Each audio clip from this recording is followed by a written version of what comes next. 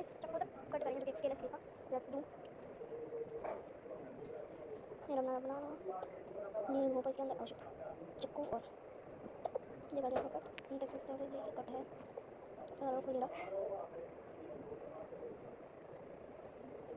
इधर से भी काटते हैं।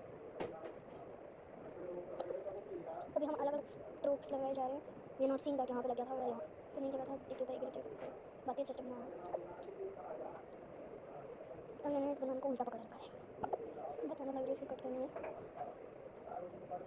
और एक स्ट्रोक ठीक हो गया। यहाँ साइड काट देते हैं।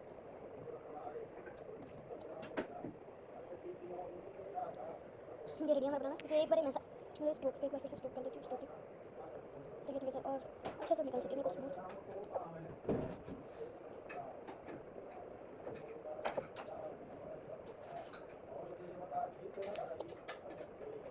कुछ क्या इसको ओपन करते हैं।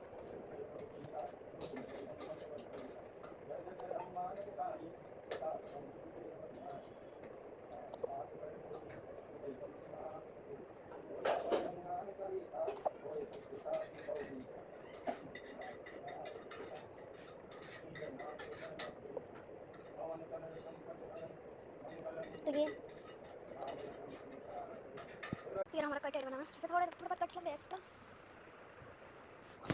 जब मैं माउथ बाय नेक्स्ट वीडियो में।